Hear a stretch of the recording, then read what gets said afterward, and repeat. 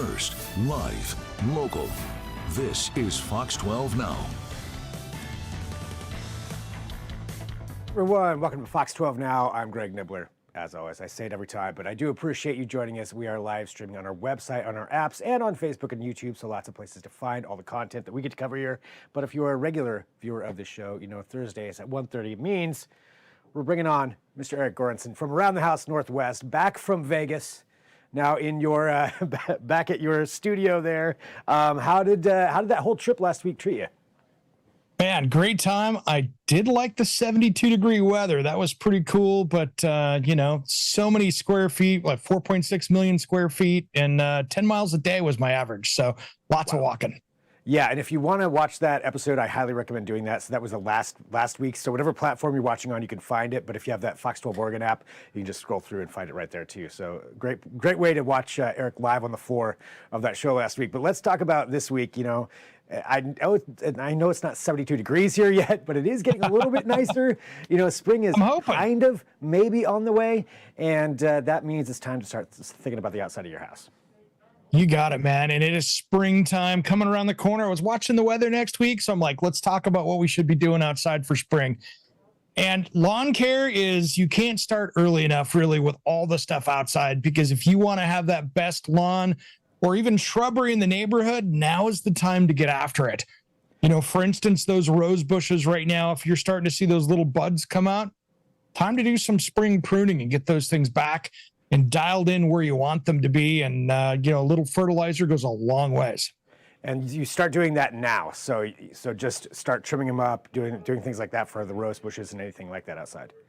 Yeah, the rose bushes especially, because once you see that growth starting to come out, now's a great time to go back and cut off any of the dead stuff from winter, take off any of the old leaves that were hanging around, and just get some really good clean snips, the pruners, and make sure you cut those off at an angle and right kind of above that bud where you want it to go.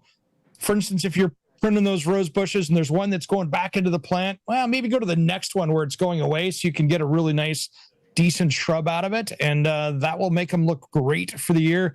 And since looks like we're getting past a lot of these freezes here coming up, that maybe that part of the season's over, good time to hit that fertilizer as well.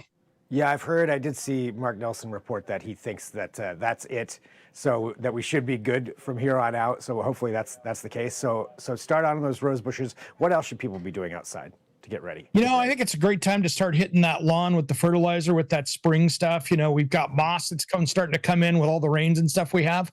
So get on that lawn. And what I would do right now is a great time to take a dirt sample and send it off to your local extension agency, or there's a lot of different labs you can get online. You can send that off.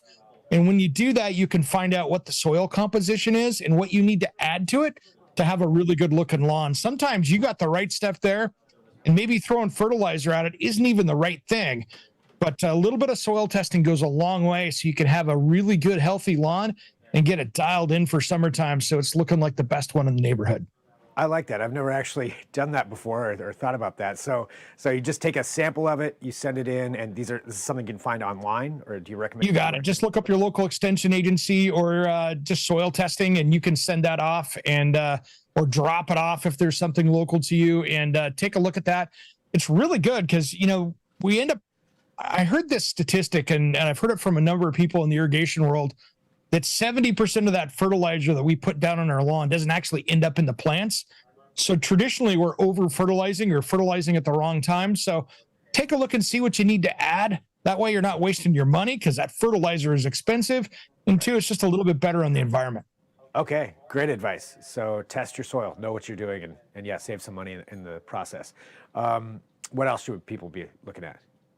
The other thing I would start doing too is start planning out those lawn projects out there. If you're going to be putting in a new system, there's a lot of great stuff out there. Water is not getting any cheaper around here in the summertime when we irrigate those lawns. So take a look at the different systems out there. There's controllers now that are smart, so you don't have to come home in a rainstorm in the spring and see your sprinklers running going, why am I watering everything outside? Because that just gets to be a huge waste of money. Yeah. Definitely. So use that smart technology to your advantage and save some money in the process. I definitely appreciate that for anything. So planning out those projects, thinking about how you can use smarter technology. Great. Any other things that you think people should start thinking about right now? Yeah, another one too. It's just a brand that I've used, and I did it in my backyard, and I tested it. And it's a brand new sprinkler system out there called iRig. We did a story on it last year, and what it does is it uses inkjet printer technology into the sprinklers, so you can jump on your app and control the areas that you water. So you're not watering the things you don't need to water. So with our expensive water rates around here, it really pays for itself pretty quickly. So you could actually go out and install this, and it only takes a couple sprinklers. So in a yard where you might have to put in 20 or 25 sprinkler heads, you might need 2 or 3. And then you literally jump on the app and you can control, like it's a video game, of where that goes.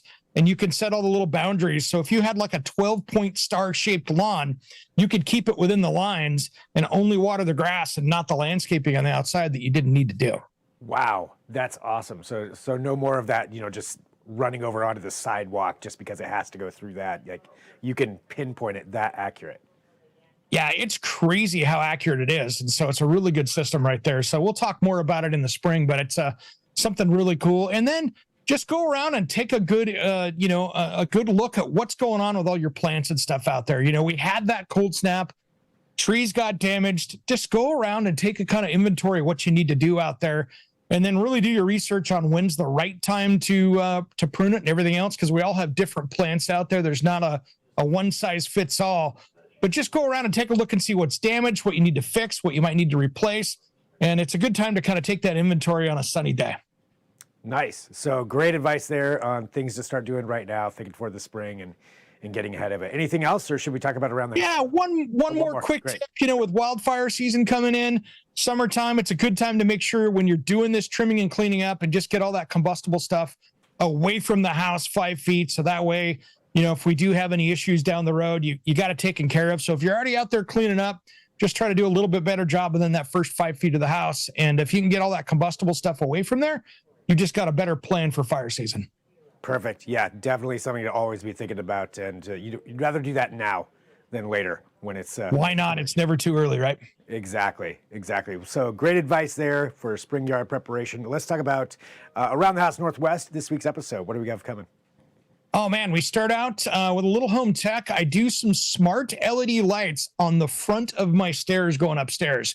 So they're hiding under the stair tread. They shine down. So at night, I've got a fully lit staircase where the rest of the house is dark, but where you're stepping is lit up. So that was a super easy, fun, and dramatic installation there. It's totally cool in the middle of the night.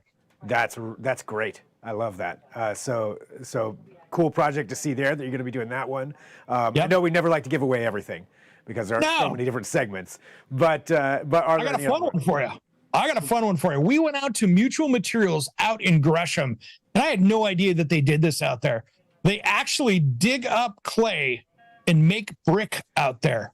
What? And they've been doing it for a long time. So they actually in Troutdale harvest the clay out of the ground and turn around and make brick. They've been doing it for, probably 100 years out there. It's the beginning of time in here. But they actually make brick, and they also make patio pavers. So we did a Made in Northwest out there where we saw them basically just scooping up clay and making these beautiful bricks. The bricks they were making were this cool matte black that looked really cool.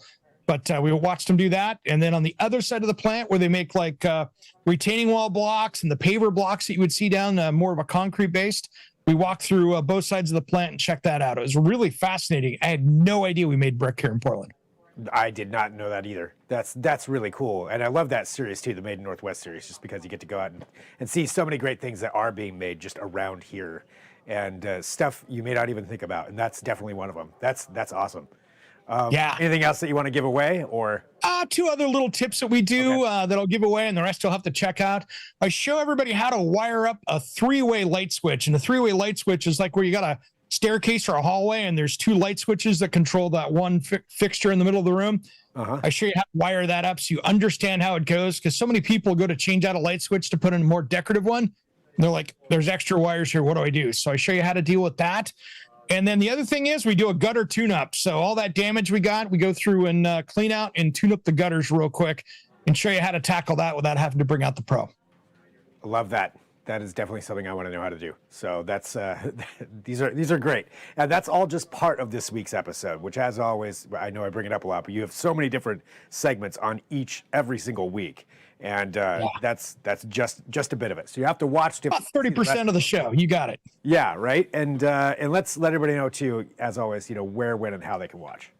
Yeah, absolutely. You can catch us on Fox 12 Plus Friday morning. So tomorrow morning, if you missed last week's show, don't worry, you can catch that at 8 o'clock in the morning.